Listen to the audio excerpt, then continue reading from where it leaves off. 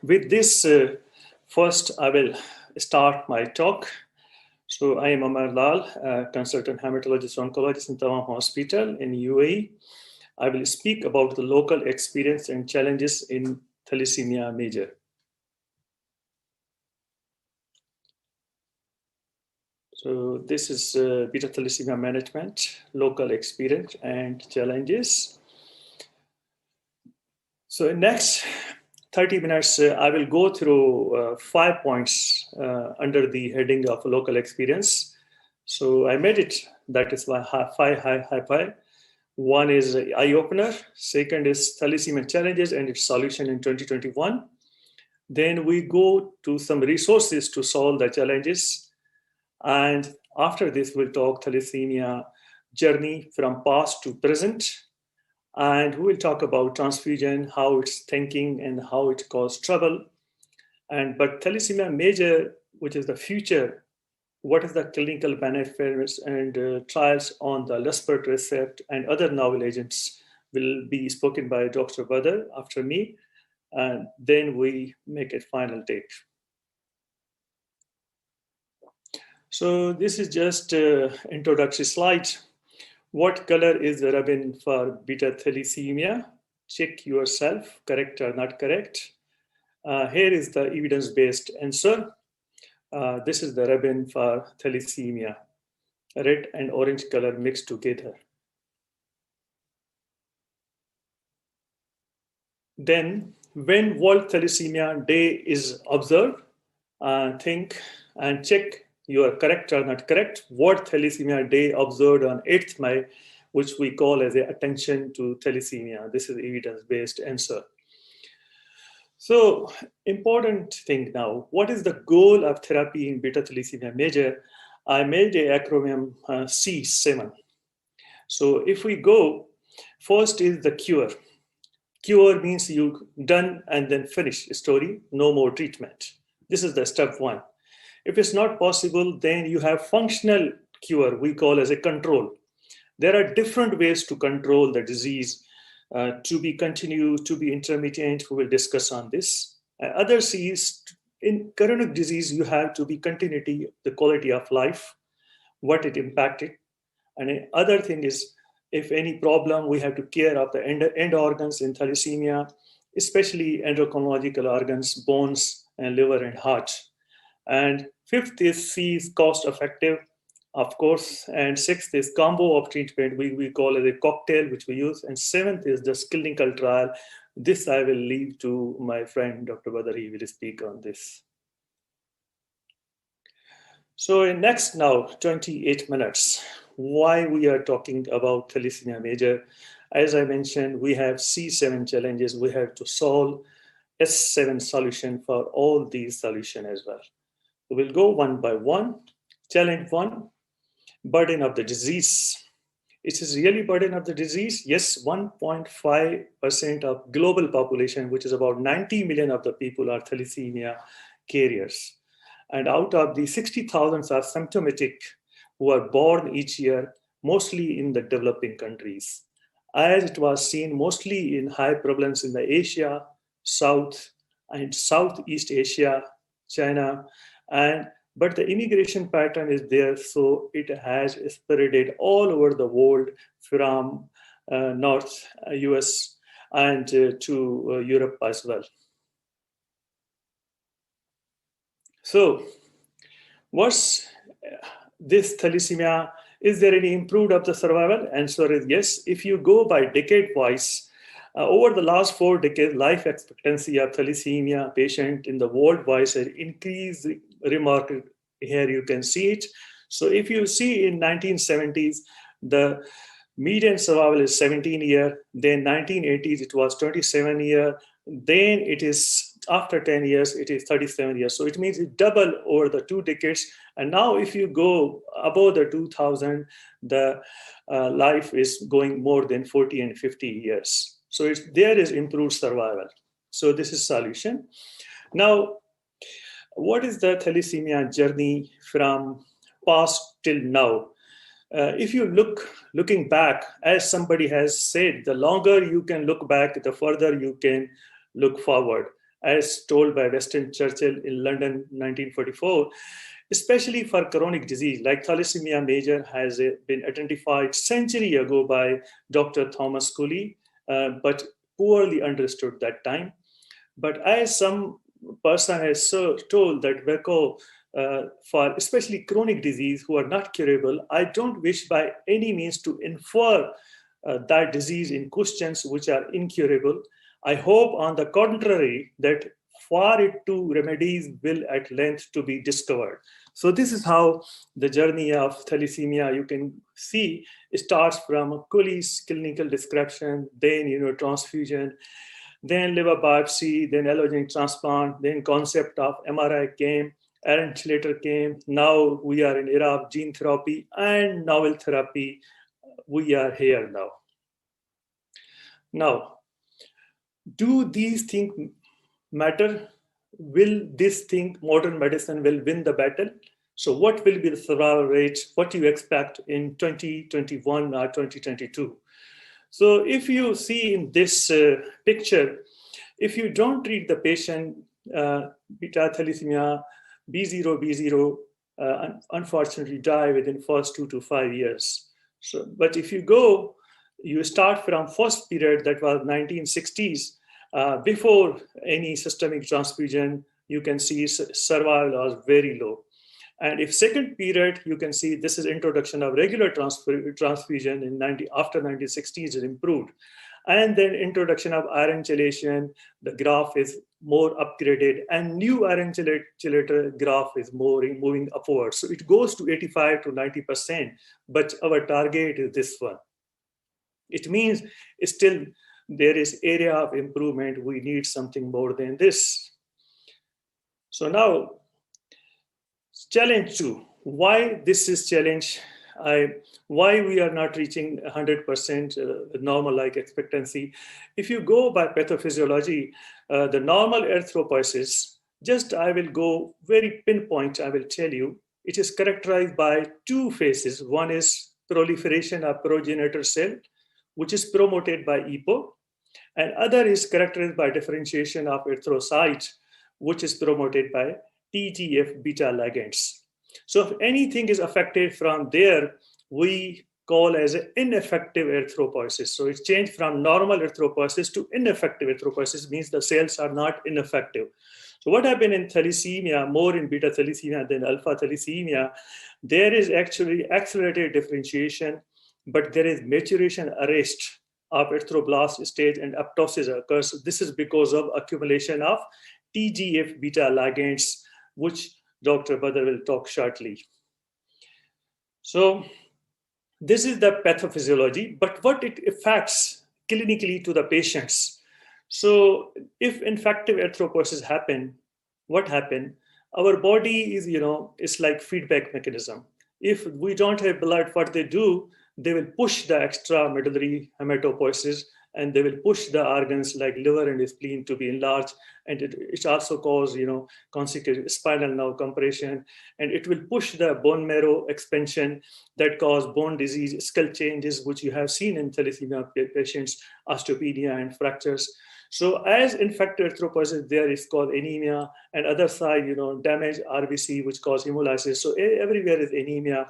If body has anemic, what they do, they by itself regulate increased absorption of the iron, and other side you are also transfusing the iron as well by RBC transfusion. So everywhere is iron overload to the body, which actually impact to liver, cause fibrosis, cirrhosis, and HCC, and heart disease, heart failure, and arrhythmias, and endocrinopathies. All endocrine is affected: pituitary, thyroid, testes, ovary, endocrine, pancreas, all the factors.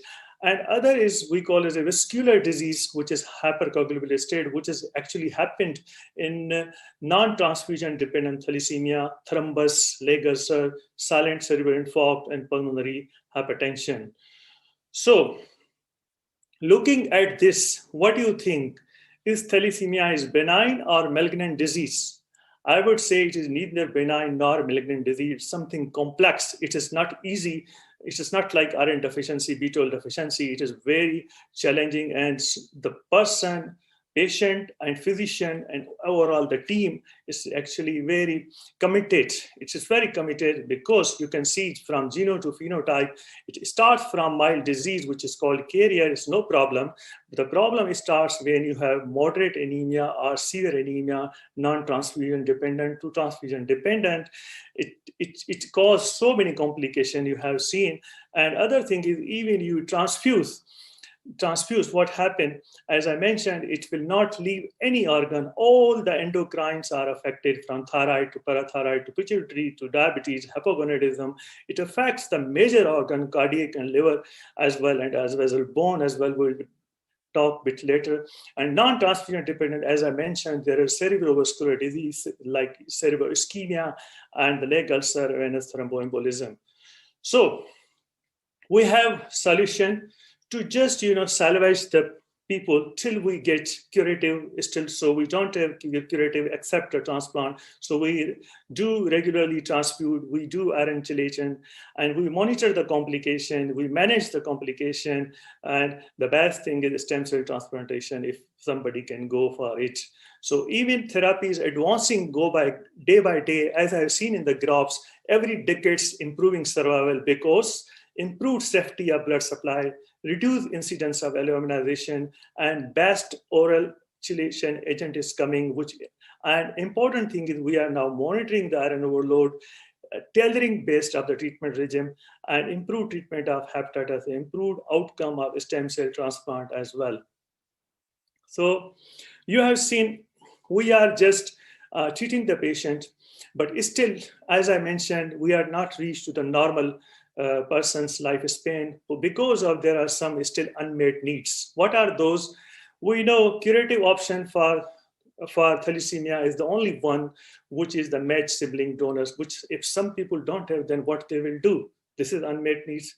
Number two, you have noticed very important consequences of infective erythropoiesis. If you not emulate the infective erythropoiesis, it is also, if you do it, if you focus the infective erythropoiesis, you can eliminate the transfusion requirement, you can reduce the iron overload, you can reduce the iron overload complication, and you can improve the life. So these are the two things actually will focus its unmet needs.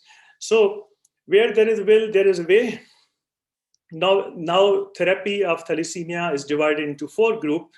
One is transplantation. If don't transplantation, you have gene therapy. And in ineffective erythropoiesis, there are 4 things are there: JAK2 inhibitor, luspatercept, and PKR activator, and PDE9 inhibitor. These are some are in the clinical trial as well. So another thing is to decrease the iron overload. Some things are also going on clinical trial, and other thing is alpha chain subs. So these are the 4 things. Some things are in process and something are going. So first is the infective erythropoiesis. JAK2 inhibitor was tried actually in the TRUTH trial by ruxolitinib. They showed reduction in spleen volume, but there is no reduction in RBC transmission. So this is the failure trial. And then, as I mentioned, luspatercept. This is the detailed discussion will be by Dr. Badar. Briefly, have one line I will say. This is the protein, recombinant fusion protein. It is like, this is the scissor. You take out this from here, TGF superfamily ligand, and you will make ineffective erythropoiesis to effective erythropoiesis. You have seen when you give this one block the TGF ligands to promote the RBC differentiation and maturation.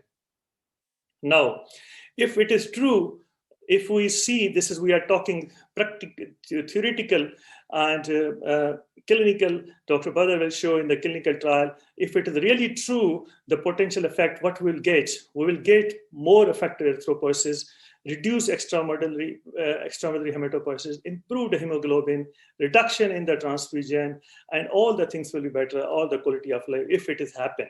So that then the strategy will be regular transfusion, and novel agent and iron chelation to keep target of the irons and monitoring the thing, and then stem cell transplantation, not only match related, unrelated donors with haplo and reduced intestinal condition is also under trial.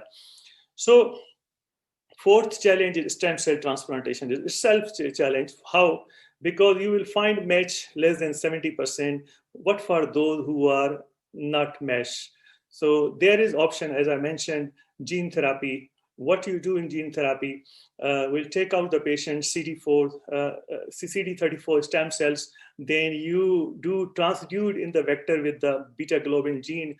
The transduced cells are there, and other side you start with the conditioning therapy to the patient without immunosuppression, and here transduced stem cells are ready to transfuse to the patient. So this is how gene cell therapy work. So what is the difference between gene therapy and stem cell transplantation? In both things you have seen the chemotherapy you will use. In transplant, you use not only chemotherapy, you use immunosuppressant, which can cause graft versus host disease. But gene therapy, you will not use immunosuppression, and there is no concept of graft versus host disease. In LO, you need donor, which is limited, but this is here something you can say it is equivalent to autologous. It's no problem here. But what is the problem here? Problem is here like off-targeted effects, which we don't know because we have limited data. We'll see in the future. So fifth hi-fi, the important thing is to treat the beta thalassemia is not one-man show by only thalassemia physician or hematologist. You need plenty of people, nurse specialists, hepatologists, diabetic specialists, endocrinologists, reproduction, cardiologists, transplant, and psychiatrists. You need everyone to involve. So these are how I discuss all the five. Now, sixth, my topic is combo of treatment and cocktail. How we can see this way. There is other way to find out how can we use combo of treatment. I use the resources. There are 7 steps of expert online. There are expert online. You can use the resources. You put your data and they give you the answer based on the NCCN and CCO. This is authentic site, you will see. So this is expert online. There are 7 steps actually. First step is you enter patient detail, whether it's TDT or non-transfusion dependent.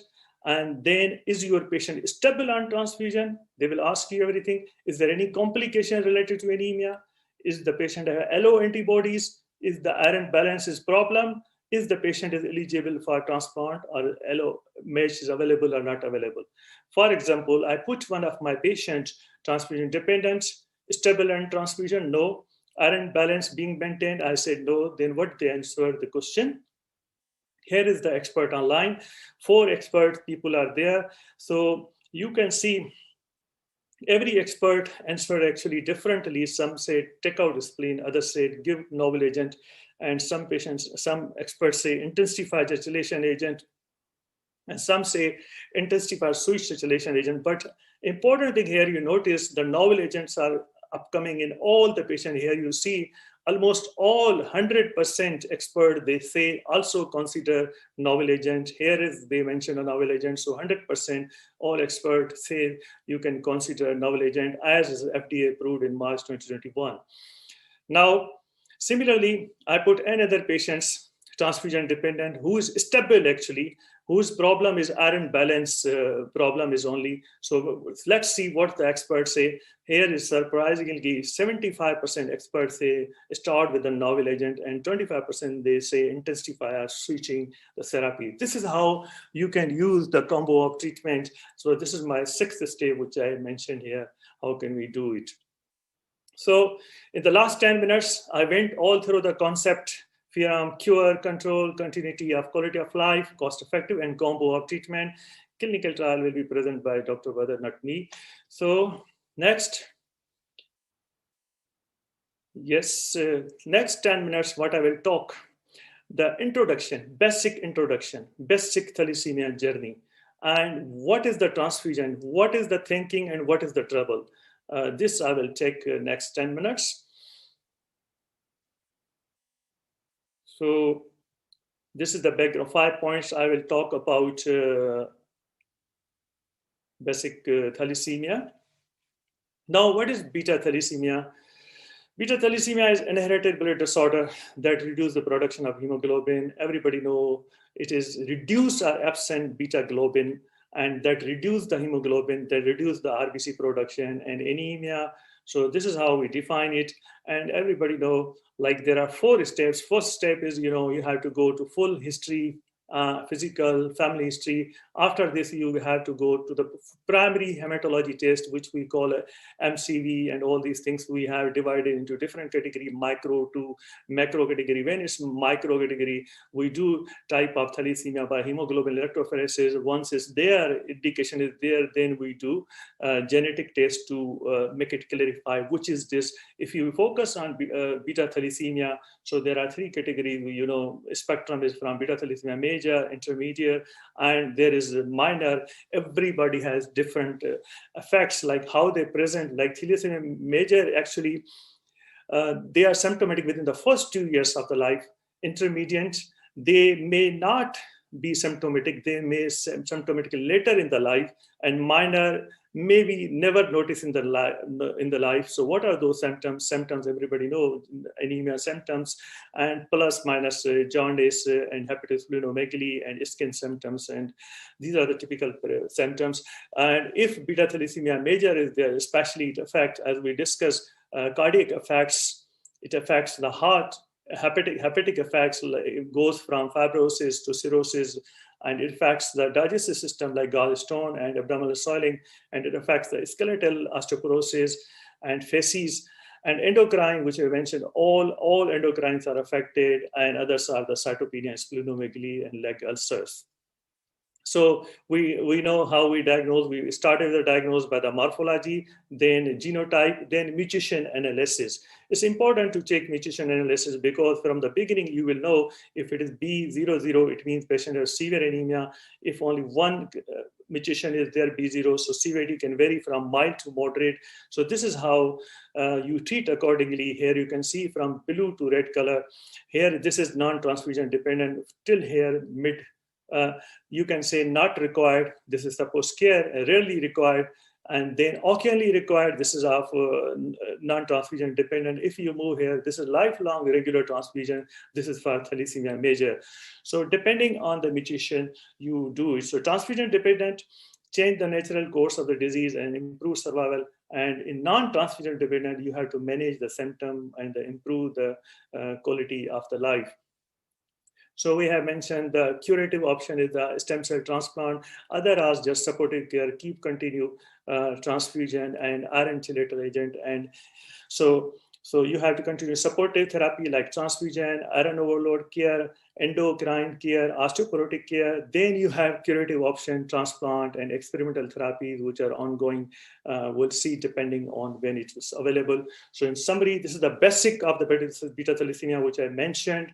And we know the definition and incidence, and it's usually present the first 2 years of the life. And we have the two category, NTT and TD, means thalassemia dependent and non-thalassemia dependent. Now, we know now beta thalassemia, now we have to treat the patient by transfusion. What is the problem with the transfusion? This is the main topic of mine. As we know, we have discussed anemia. It is caused by ineffective erythropoiesis and exceeds free globin genes. So problem is ineffective erythropoiesis. So how we can decrease the ineffective erythropoiesis by giving transfusion? How? The rationale for regular RBC transfusion is to supply sufficient red blood cell to suppress the infective erythropoiesis and associated morbidity. So this is good. You can salvage the person by giving supportive care, by transfusion, by giving the blood transfusion. But the problem is, it causes certain side effects, which we should know. The thing is, the good thing, if you see, this was 1960s, without transfusion support, graphs are here, but this is thanking to blood transfusion. It improves from, you can say, 3 fingers increase of the survival. This is because of thanking of the blood transfusion. But now there is some challenging with the blood transfusion. First challenge is, you have low hemoglobin, and you give blood transfusion. First 1 to 2 weeks good, again it's go down. Again you have to give again. So you have to continue. supportive treatment, you have to give transfusion. This is the challenge. And the solution is there. You have to identify the patient, which patient needs how many weeks. Some patient needs 2 weeks, some patient 3 weeks, 4 weeks. You have to be target pre-transfusion hemoglobin like 9 and post-transfusion like 13 and 40, like 40. Like you have to make target according to patient accessibility. Now, third challenge, which is again unavoidable, there is significant personal cost associated with the RBC transfusion, preparation, going to hospital, travel to clinic, hospital administration procedure at each visit, insurance issue, blood test, waiting for results, waiting during delays, and the career, the person is a student or working somewhere is also problem, work problem, return travel, transfusion itself is each 3 to 4 hours, and waiting for blood transfusion, arrive, blood ready, and waiting for availability of infusion chair as well. This is a big problem for this one. And more important, if you do all these things and even though you take RBC transfusion, it is also not free of risk. Most common risk, infection, alloimmunization, and iron overload.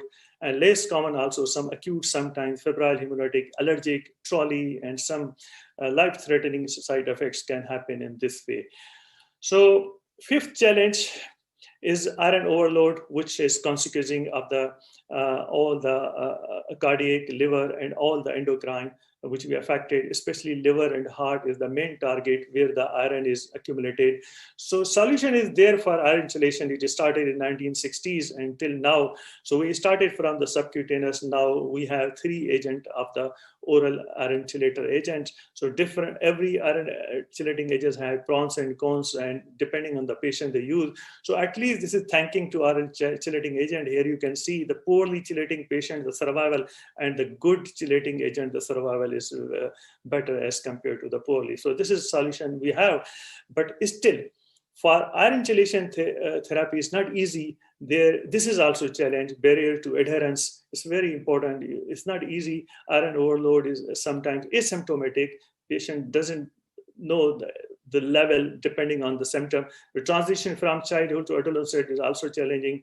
Administration of chelation therapy may be inconvenient to some patients. Chelation therapy is still on side effect, drug side effect, dollar side effect. Also, you have to pay for continuously the treatment. So some people have limited access, suboptimal use, cost, resources problem, convenient adherence, lack of efficacy. So this is the 6th challenge. Of 7th challenge is for our transfusion. So trouble, I say transfusion thinking and trouble. 7th trouble is healthcare system invests significant resources to maintain the safe blood supply. If you see high income country, they also have good supply, but in low income country, they have very low supply as well. This is also one of the big challenge. And the important thing is 8th challenge is as you go higher the age, you can see this red color is the higher age, and this is less than 10 years. This is color 1120, then 2021, then more than. You can see once the patient reaches from adolescence to adult, they have to go through all complications. Eventually, this is the trouble of the blood transfusion. So patient has go to this challenge. Transfusion dependent is becoming disease of adults. So it's moved from children, adolescents to adults, from clinical to psychological concern, growth failure, poor development, heart, liver, endocrine, all these affected sexual and development, malignancy can happen, schooling, sports, habits, physical change, all the things are even finally it affects the survival stress as well. So, however, till we get proper treatment of infective erythropoiesis, we have to continue regularly blood transfusion. If spleen you have to take out, and iron chelating agent you have to go, and iron overload we have to measure through the MRI annually, and monitoring the chelation side effect and ferritin levels monthly based. So this is how you have seen the effect of the thinking and trouble of transfusion. Now, 6th is the role of targeted therapy. I leave these slides for my friend. He will speak on this. But the important thing I would mention here, these are actually unresolved issues, which I mentioned in my challenges 1 to 8. But in future, there is hope. and he will show how this can be relieved by decreasing the transfusion and requirement, and by decreasing the iron overload, which is the important thing which I mentioned, the problem over there. So with this, I will go now last 3 minutes actually, what we have talked. Now we have, let's consider a one patient case to use the combo of treatment. This is that we have reached our notch so far. If we have available all the treatment options, then what we do, again, expert online, 34-year male, transfusion dependent, thalassemia major, has complex medical history. He started regular transfusion at 1 year of the age. He was with the before sub-Q deferoxamine at the age of 3. Now he's taking oral deferoxylation. And between the age of 15 and 22, he was non-compliant, as you earlier seen the patients with a chelation problem and developed severe iron overload. Then it lead to cardiac problem. Then insulin need, develop diabetes as well, insulin dependent, testosterone problem. Compliance has improved. When he was educated, somehow he lost the organs. At present, he received 2 units of the blood and every 15 days, and he's on chelating agents, he's on insulin and testosterone, and he has splenomegaly, but refused to take out spleen out. So this is my patient. So if I put in the expert online, let's see what they say and what they recommend about this complex patient. So there are 3 experts. They say two say you can go ahead for gene therapy. This is the star. You can say could consider gene therapy if approved. So far we don't have approved here. And this is one person say unrelated donor would discuss unrelated BMT as an option, presenting advantage and disadvantage. And you can say all 3 say go for novel agent luspatercept, which Badar will tell us why everybody is saying luspatercept. I don't make this target.